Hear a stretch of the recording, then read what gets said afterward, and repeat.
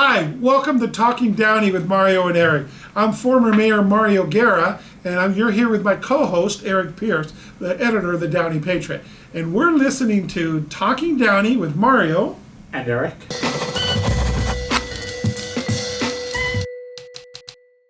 And welcome. We got a great guest here today. We have former Mayor Rick Rodriguez. Former Mayor Rick Rodriguez served the city of Downey honorably and was just left about a year and a half ago. And we wanted to ask him some questions about his experience, his thoughts.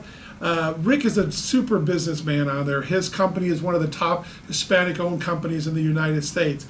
I've had the honor of knowing him for, probably going on 40 years. They're close to 40 years. We coached Little League together at West Downey Little League, and we've been a close friend for many years. And I'm proud to say I helped talk him into running for the Downey City Council, and he served as well. So welcome, Mayor Rodriguez. It's good to have you with us. Thank you, guys. Thank you for allowing me to be part of this. You know, I watch these podcasts. I see it on Facebook, and I share it, and people ask, hey, did you see the last podcast, and did you see the last this and that? And I love watching this stuff. You guys are really doing great things in Downey. We appreciate that. Thank you. Rick, I think you have the best hair of any council member. It's taken a long time to get here. But it used to be black at one time, believe it or not. Well, he's got it full. You're right. You're right. So anyways, Rick, you know what? We're glad that you're here. We want to ask you some questions. You're now happily retired. Well, you're really not, because I know you well enough, and I know you're super busy. But tell us a little bit about life after the council. It's been what, a little bit over a year, December of 2020. Yeah. So you know, I'm really enjoying this time of my life. You know, I'm doing some book writing. I'm doing some volunteer work. I carried a lot of stuff from things I started at City Council.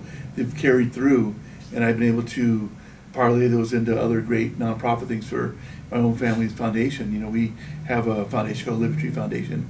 We help our veterans, we help our children that are in foster care graduate, we help get jobs for people, housing for people, even you know, sheltering for animals, you know, that could be a good service dog to a veteran, you know. So Rick, I've known you for about 15 years or so before you were on the council. I think it was maybe through the Chamber of Commerce. I don't know.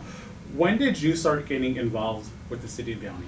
Well, I think it's probably been about 25, 30 years ago. You know, I was involved with the Emergency Preparedness Committee. I was the chairman of that.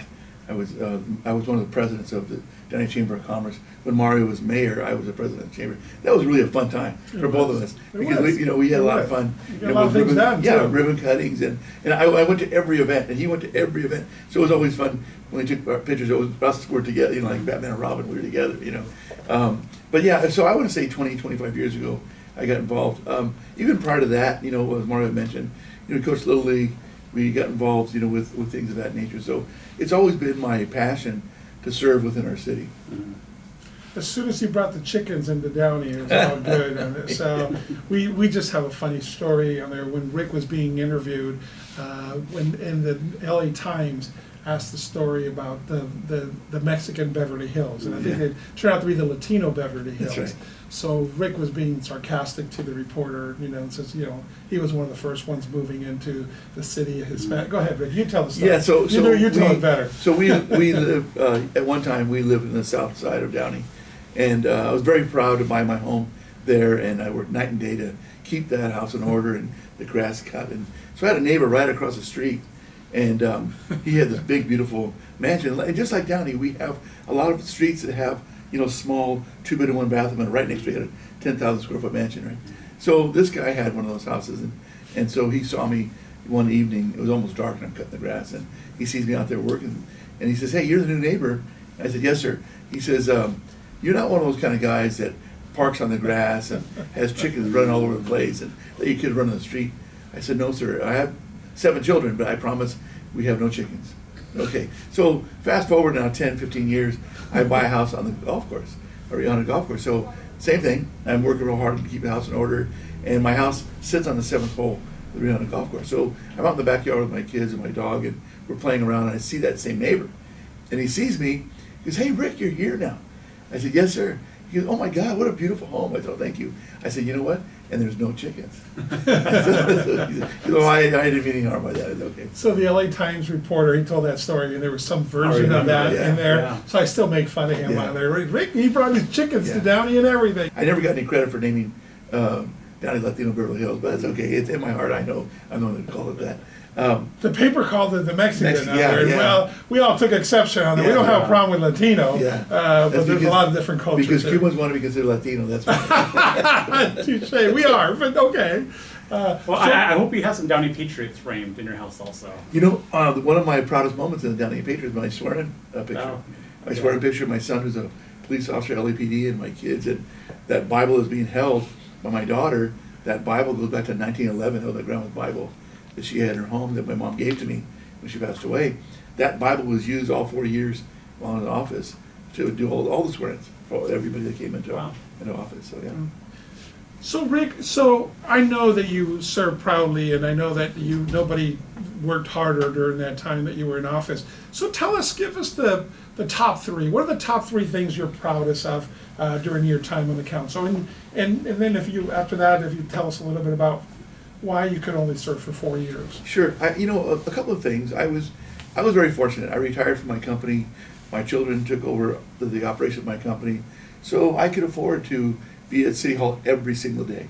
So it was like a regular job for me. So I go every single day. Even though I- Roger Brosmer was mad. Yeah, yeah. And so, and I enjoyed it. I enjoyed going there, working along with the city staff, working with the city manager. It just, to me, it was another job that I could excel at because I could put time in. And so I would see the needs of the city. So, for example, during the homeless count, our city was recognized for being one of the lowest homeless count cities in LA County. And it was because former Mayor Alex Saab and myself, we went to Fullerton, we took a look at a company coast to coast that was really going after the homeless problem. And we did intake of homeless people in Fullerton. Then we brought them back to our council, and we got it approved to actually bring Coast to Coast as a contract provider for the city and really rapidly respond to our homeless. So that's one thing. I'm really glad that we're able to not just shoo away the homeless, but actually get them rapid rehoused, get them counseling they need for mental health, get them, whatever case, but it wouldn't be just a bunch of people bringing food and throwing it in the riverbed. It was actually intake. So that was one thing. The second thing, our clergy council. Our clergy council, I'm so proud of that. I'm a licensed ordained pastor and chaplain for LA County Sheriff's Department. I'm very proud of that. Can you, what is the clergy council for those who don't know? So the clergy council is it's a culmination of all denominations that meet once a month, and it's kind of like I use the expression I know a guy. So it's Catholics and Protestants and Muslims and Hindus. We all get together in the same room, and we discuss the idea of problems in our city. So if a Catholic member of a church would say, "Sir, I have a family that needs a place to live," and the Mormons would say, "You know what? We have apartments. They can stay with us." And then the Protestants would say, "You know what? We can bring some food and we have shoes." And before you know it, they're all gathering. And that's truly that's God's people at work. I don't care what denomination you belong to. Everybody, wants to tout that their denomination is better than the other. However, it's God's people doing God's work. So that clergy council was a culmination of all denominations meeting together and really rendering service to anybody in need in our city. And they could be they could be an atheist. They could be, but they just had to be in need. And so we went after our veteran community, we went after our foster kid community, we went after our animal community, we went after all these different things to help them. So I'm very proud of that. And then secondly is our Downey Care Collaborative. And the Downey Care Collaborative, abbreviated DCC, it really focuses on our foster kids. And when I was in office, when I was mayor, Janice Hahn called me and said, "Rick, we get over 100 calls a month to the suicide hotline for young foster kids that just have no hope." So I took that concept and the clergy council format, and I brought into the next room, I brought in high school counselors, police, mental health people, volunteers, social workers, clergy. I brought them all in the same room, and I said, "Guys, we can do better than this. So what does it take?" Because at that point, only less than 50% of our foster kids were even graduating. So that's the largest influence in our homeless community. You grow out of the foster care system, you have no place to go, you're uneducated, you have no support, no parents, you become homeless. So I wanted to stop that. And what's the best way to stop it? Number one, get them to graduate. Number two, we have a lot of great employers in our city, and get those people to hire our kids. And by the time they turn 18, they graduate, they have a job, hey, they're off to the races. And today, I'm very proud that Downey Care Collaborative, out of all of our foster kids that are in high school, 100% of those kids graduate now. So I'm really proud of that, because we did something. We didn't just talk about it, we actually did something.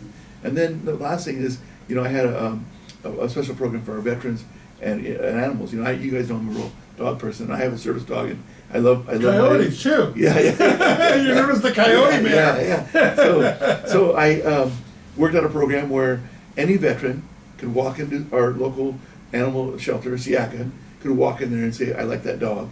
And that SIACA would pay half, and then the city would pay half, which is probably like maybe $50. And we give them 100 pounds of dog food, we give them a collar, a leash, a harness they can put all their combat patches on, and they can get the first 6 weeks of training through PetSmart, and they can have that dog for free. So I found a home for the dog, and a really fun companion for the veteran. So again, I love those things. And Mario, you mentioned the coyote. I started this coyote program because a lady came to the city council one night, and she walked up to the mic in public comment, and she told her story.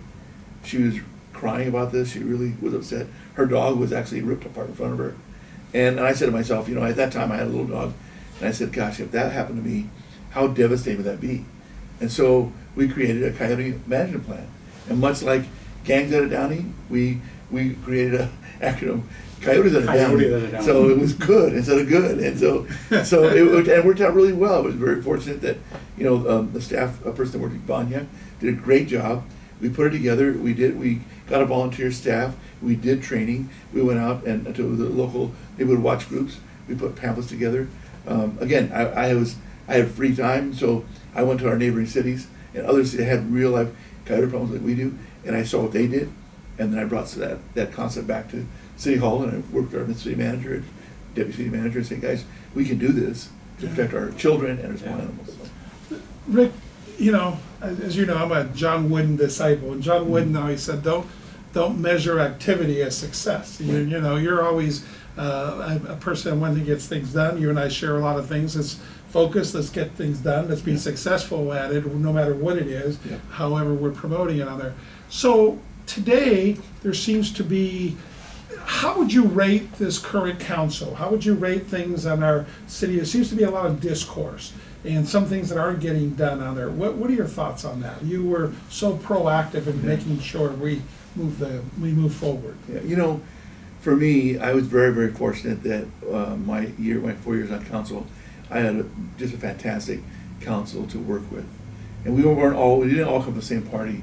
As a matter of fact, we were opposite sides of the aisle most of the time, but we were a family. And fortunately for me, I was the oldest guy in the room. And so I went to council thinking, gosh, how do I do this job? And I don't know how to do it. And I said, okay, let me treat it like I'm a CEO still.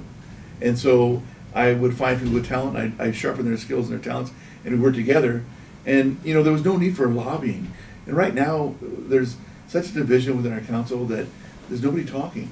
Mm-hmm. And, as I mentioned earlier about this homeless issue, Alex is the one, former Mayor Alex Saab was the one that found this coast to coast company through his brother, who's a judge. And he said, hey guys, you should check it out. So he said, okay, Alex, let's go. So one morning we got up early and we drove out to Fullerton. But it was an idea, it was a concept that was successful because he and I partnered together. Claudia Ferret, the same thing. Blanca, the same thing. Even Sean, during his time working together with him, he had a lot of stuff going on. He couldn't be as active, but I would volunteer to help him. And Fernando, I will never forget when I first got on the council, the very first thing I said to Fernando, he was the mayor at the time, and I said, Fernando, can I answer your emails and can I respond to your phone calls? He said, why would you do that? Now, we have to remember that Fernando's younger than my son, and he said, why would you do that? And I said, I need to learn this job. And what that did for Fernando and I, it kind of bonded us together because I was willing to help him. He's so busy with his business, and it's really hard for him, when he was mayor. So, but I had the time. But that kind of blended us together. The willingness to work together and be part of a team, part of a family, it was awesome. Now it's, what I see, I only see on the Zoom, city council meetings, or I hear, and I see them arguing and yelling, and then the gadflies don't help. So, you know, these people that now we didn't have this at first, but now these guys come in and they're more vulgar than ever. And you have children in the audience, and you have women in the audience, and female mayors, and these guys just, they have no respect whatsoever. And It's that Herman, the Greenberg, Yeah. that Juan Joey Martinez, Yeah. and and one or two other ones. Yeah. And there Rudolfo, it just Yeah, goes off yeah, the deep end, yeah. and so forth. And I like naming them because they're gadflies. Yeah, yeah. The gadfly is a little pest on the back of a horse. Yeah, You know? and they have no real purpose. I mean, if they would say, "Hey, you don't do this, or let's do this," I say, "Sit down, let's talk about it. How can we work together to make your idea work?" Right. There is no talking to them. Rick, what's your opinion of the recall of Councilwoman Catherine Alvarez? I asked because she's serving in your district, Yeah. the seat that she took over your seat. Yeah. Do you have an opinion? I do, and I'm actually, as my best response to your question is, I'm brokenhearted. I'm brokenhearted because I worked so hard to be the council member for District 3. You know, I walked that district 3 times prior to being elected. I knocked on doors, I talked to people, and then I had a standing policy when I was in office. If somebody called me, you know, and I left a message, I got back to them, and if they was just like, the problem was so drastic, I said, you know what? I have your address, I'll be right there. And I'd leave City Hall and go to their address, go home, their home address. Even the chief back then would say, hey, let us go with you. That's a dangerous, I said, you know what? They have a problem, I want to deal with it. I worked really hard to keep our district so easygoing and so, you know, beautiful place to live. And now it's like, you know, it's so divisive. And I see that on the social media aspect. And, you know, I could have some very hardcore feelings with, you know, Catherine Alvarez and Juan Joey Martinez. You know, they came to my house.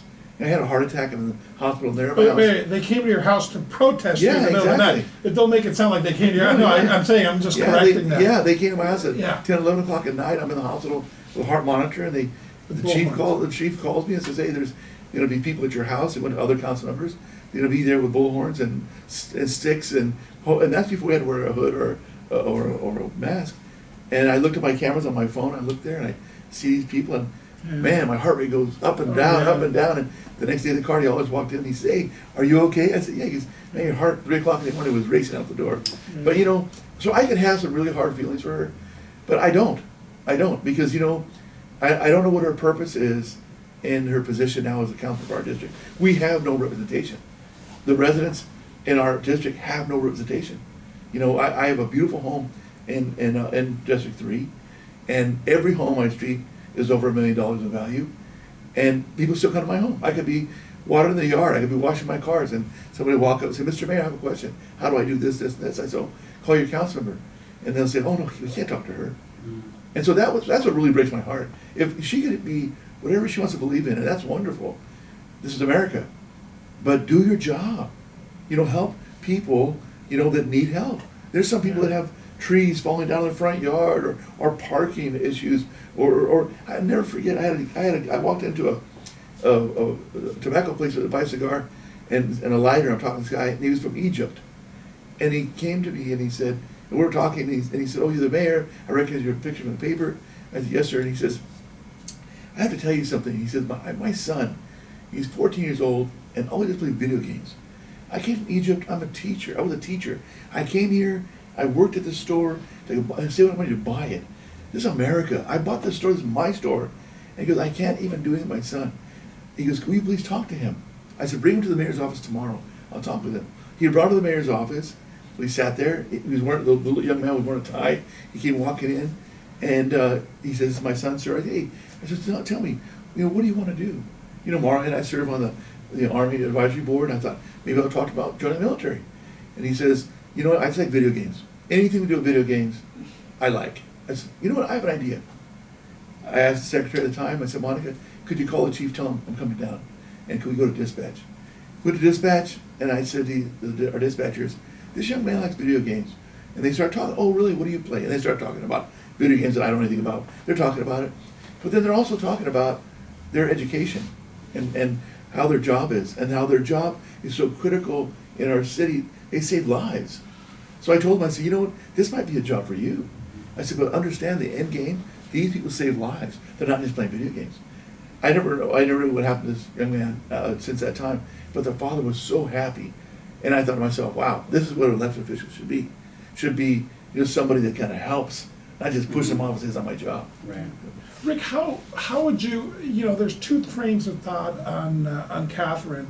One is, oh, she got duly elected, okay, and so forth. And the other one, of course, is people didn't know about her criminal past. And then there's the third now, too. It's like, what have you done since you've been in office, or lack thereof, or pushed things forward? And she really doesn't have any accomplishments because she doesn't seem to be able to work together with the rest of the council people. It's been a 4-1 or 3-2 vote on most things. So what are your thoughts on the recall itself and what people should know? It looks like they have enough signatures. Yeah. We'll know in the next 2 weeks and so forth. Give us some thoughts on that. She should do the right thing. She should resign. She resign and say, I just can't do this. She's not, she doesn't have the ability to truly understand and comprehend the duties of a council member. And so, I'm not the most educated guy in the room, and when it comes to these issues, but I'm always willing to ask questions, and go to people that are smarter than me, more educated than me, and say, hey, what does this mean? How do I do this? But what's the next step? And that builds my sweat equity to sit in a room with lawyers and doctors and say, okay, guys, this is what we're doing. She doesn't do that. It's always combative. It's always combative with her fellow colleagues on council, her city manager, assistant city manager. It's always a debate. It's always an argument. So I think, the best thing she could do for herself is resign, step down, say, like she said, it's a cost money, she's right, step down. And I think that, I went to a ribbon cutting last week for a new family-owned business in our city, and I think that, I sit on the board of directors for the chamber, and I see them as really struggling and trying hard to really celebrate new business in our city. We're trying to come out of the pandemic, and we really want to encourage people to grow a business here, right? Yeah. Especially family business, that's my big deal. She shows up, she's there for maybe 5 minutes, didn't say a word, she was in the photo, she went and she filled a plate full of food, and then went out the back door. That's not a leader. A leader is to sit there with the business owner and say, you're in my district. What is it you need? What can I do to help you make your business better? Mm-hmm. What can I do to be the ombudsman and be the liaison with the city officials? If parking or hours or signage, tell me. Let me be the person to go back to City Hall and say, how can we fix this? Okay. So I think that my answer is that, this whole recall, yes, it's a lot of time, effort. It's surprising. I went out there and I walked also with them, and it's surprising. It really made my heart, warm my heart when I go there, knock on the door, and they say, "Hey, Mr. Mayor," Yeah. and so I'm out of office now, I'm retired, and so, but they still look at me that with respect, and to me, that's everything. Rick, before I ask you this question, I just want to emphasize, I still get asked myself if I'm going to run for office again for that seat if she's recalled. And the answer is no, I'm not running for that office. That phase of my life is over. Right. It is what it is. Yeah. And I'm at peace with it, Right. and I'm done. You, Rick, you can run again. Yeah. Have you ever thought about running again? Oh, I think about it every day. I think about it every day. I mean, people always ask me, how was it to be the mayor of the 13th largest city in the county of Los Angeles? And I said, it's the best job in the world. I loved it. I mean, I love being the CEO of my company. I love working with my family. I love that too. But this is the best retirement job in the world. But, I definitely have a health issue.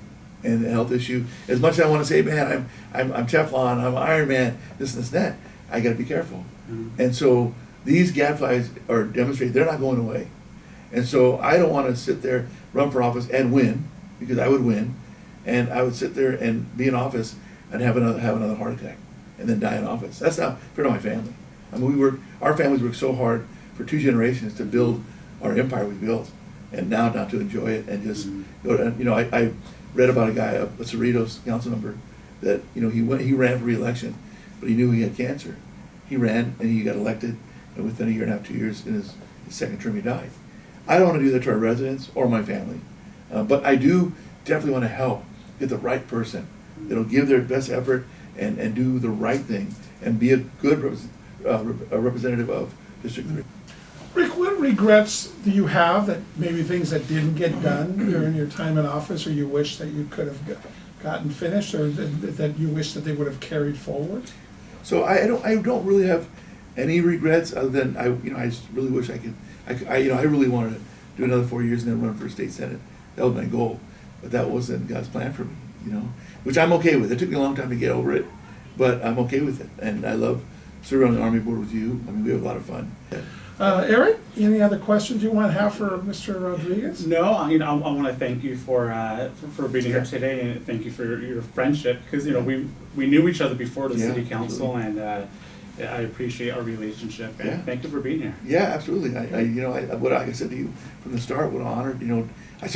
I was a little hurt at first when I saw Alex. I said, wait, Alex before me, but maybe they're going alphabetical order, so A and then R. but no. This was on the city manager. Yours that day you couldn't come actually the next time on there. But no, we're glad and we'll have you back. And any particular issues or topics that you later on you want to talk about, you're always welcome on there. We really enjoy that. Any final messages you want to send to our residents of Downey? I would say to our Downey residents, take the time to say, okay, Lord, what is going to be good for our city, for our state, for our county? What's going to be good for us? When they look at that ballot, I'm one of 6 children in my family. I'm the only Republican. I'm one of 2 Republicans in my family.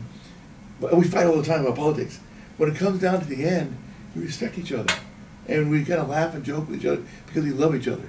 And I think that's really where we really kind of need to get back on that track of having respect for each other. And so I'm hoping that this next election we will do that. Think about it, pray about it. Really do some research, and I think also especially with you guys, I think your time here doing what you're doing is just so valuable because you're sending the message out to our city, and it's not one-sided. I've listened to this stuff, and you're really taking just information and putting it out there. So thank you. Thank you. We appreciate that very much on there. Ronald Reagan's famous for saying, because when you agree with me 80% of the time, doesn't make you 20% my enemy. So there's common ground. Let's just work together on the 80%. Right. So thank you so much for being here. Absolutely. We've enjoyed this on there, and I just want to thank Mayor Rick Rodriguez for being on here with us today as we continue this series of Talking Downey with Mario and Eric. And Eric, I'm going to let you have the final word. You said it all. Give us your feedback. We're on Facebook, YouTube, but we'll see you next time.